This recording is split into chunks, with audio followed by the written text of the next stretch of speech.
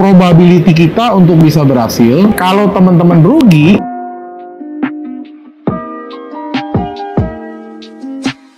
halo, selamat datang kembali di channel kami. Pada video kali ini kita akan membahas topik menarik seputar trading forex, sahabat trader. Pertanyaan yang akan kita bahas adalah dibayar oleh siapa jika kita mendapatkan profit di trading forex. Ini adalah pertanyaan yang sering muncul terutama bagi para pemula di dunia trading. Mari kita cari tahu bersama-sama dengan narasumber kita, yaitu Pak Andrew. Halo Pak Andrew. ya halo. Langsung saja ya, pertanyaan pertama nih, apakah ada pihak yang secara langsung membayar kita jika kita mendapatkan profit di trading forex, Pak? Oke, bisa langsung jawab ya. Boleh, Pak. Oke, jadi trading forex adalah sebuah market desentralisasi. Artinya tidak ada satupun pihak yang bisa memonopoli market secara khusus. Nah, jadi pertanyaannya, kalau misalkan ditanya apakah ada pihak tertentu yang membayar profit kita, tentu jawabannya adalah tidak. Karena ketika kita profit, kita mendapatkan uang hasil profitnya itu dari market. Sebaliknya juga, ketika kita mengalami risiko atau ketika kita mengalami loss, maka uang yang loss itu juga akan masuk ke dalam market. Artinya memang trading forex adalah benar-benar trading yang real dari perdagangan forex itu sendiri. Karena banyak juga yang tanya kepada Andrew kan, Pak, kalau saya rugi uangnya kemana? Atau misalnya kalau saya untung, uangnya dari mana? Nah, ini 11-12 pertanyaannya sama ya. Jadi secara mudah, kalau teman-teman rugi, uangnya masuk ke market untuk orang yang untung. Lalu ketika Anda untung, uangnya itu dari market, dari orang yang rugi. Jadi semudah itu saja pengertian dari sistem perdagangan forex ini. Jadi sesuatu yang gampang, jangan dibikin susah. Penjelasannya hanya semudah itu. Memang ketika kita membuka account, ketika kita ingin deposit, ketika kita ingin transaksi, pasti ada medianya, ada fasilitas seperti broker ya. Kita kan deposit ke broker. Nah, broker nanti akan meneruskan transaksi kita lewat market maker. Market maker akan meneruskan ke market maker yang lebih besar. Jadi mekanismenya demikian. Sama juga kalau bank, mereka transaksi itu antar bank, sama. Ketika bank untung, mereka ambil uang juga, dapat uang dari market yang lebih besar. Ketika banknya rugi, dia akan memberikan uang kepada market yang lebih besar. Perdagangan ini berputar, tidak ada satupun pihak yang bisa kontrol. Jadi itu jawabannya. Oke Pak, terima kasih atas penjelasan dari pertanyaan dari tadi. Yang saya ambil dari jawab Bapak bahwa di forex ini tidak ada satu pihak yang mengontrol putarannya ya Pak. Nah, betul. Terus pertanyaan kedua nih Pak, jika bukan pihak tertentu yang membayar kita, bagaimana kita bisa mendapatkan profit di trading forex Pak? Mudah ya. Jadi penjelasannya adalah dari mana kita mendapatkan profit, begitu ya. Kita mendapatkan profit dari selisih harga jual dan beli yang kita lakukan. Contohnya begini, misalnya kita membeli pound sterling di harga rendah, tiba-tiba besok pound sterling harganya menjadi jauh lebih tinggi. Nah, di situ akan ada yang namanya selisih antara kita beli dengan harga yang nanti kita akan jual, yang kita akan jual di masa depan. Nah, selisih itulah yang menjadi keuntungan atau profit kita ya. Jadi ini adalah transaksi dan kita harus, untuk bisa mendapatkan profit tersebut, kita harus bisa melakukan yang namanya adalah analisa.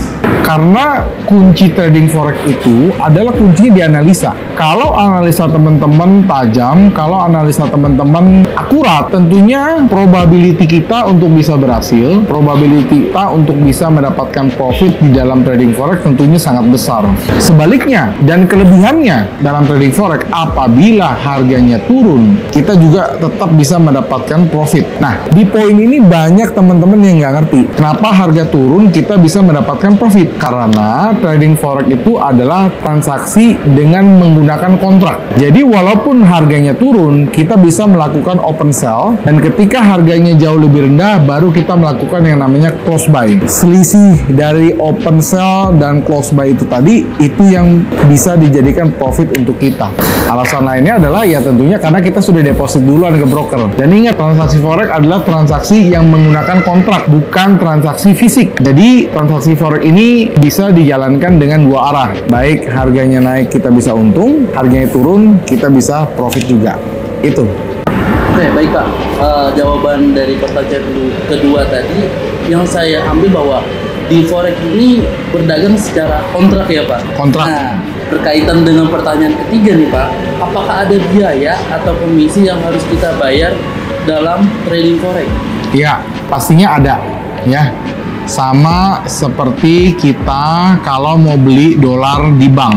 Misalnya harga dolar di bank kalau kita mau beli harganya 15.500. Lalu misalkan kalau kita mau jual harga dolarnya dihargai dengan 15.000. Berarti ada selisih 500 perak. Selisih dari harga jual dan harga beli tersebut disebut dengan spread. Jadi spread itu adalah selisih harga jual dan harga beli yang ditetapkan oleh pedagang. Nah, sama halnya juga dengan trading forex. Di semua broker pasti ada yang namanya spread, yaitu selisih harga jual dan harga beli. Walaupun spreadnya itu berbeda-beda, karena spread ini adalah keuntungan dari broker yang dibebankan untuk investor. Nah, jadi itu salah satu biayanya spread. Nah, yang kedua, ada yang namanya itu adalah biaya transaksi atau yang kita sebut dengan fee atau yang kita sebut juga dengan yang namanya komisi. Terutama kalau teman-teman tradingnya di broker lokal, itu pasti ada yang namanya fee atau komisi, dan itu wajar karena memang broker atau perusahaan pialang berjangka memang dia mencari keuntungan berdasarkan dari spread, berdasarkan dari komisi, dan juga satu lagi ada yang namanya swap. Swap itu adalah bunga. Bunga ini diambil dari mana? Dari selisih antara bank sentral satu negara dengan bank sentral negara yang lain. Jadi swap itu tidak selalu negatif. Swap itu kadang ada yang positif. Contohnya kalau kita beli USD Japanese Yen, kita bisa mendapatkan swap positif. Nah, jadi beban-beban biaya inilah yang kita harus bayar, yang kita harus perhitungkan supaya trading kita akan jauh lebih profitable. Memang secara mudah ya pasti kita pengen mencari broker yang spreadnya rendah. Kita mencari broker yang spreadnya kalau bisa nggak ada gitu ya. Masalahnya nggak ada. Kalaupun ada, teman-teman harus pertanyakan.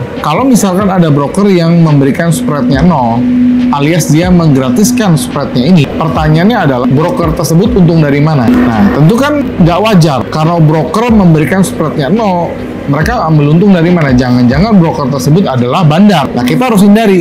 Jadi saran Hendro adalah pilihlah broker yang memberikan spread yang wajar, fee yang wajar, dan juga swap yang wajar. Karena kalau broker dia komisinya 0, swapnya 0, spreadnya 0, dia untung dari mana? Operasional dari mana? Itu harus dicurigai. Ya, jadi saran Hendro, pilih broker yang spreadnya wajar, fee-nya wajar, dan swapnya wajar. Itu tuh.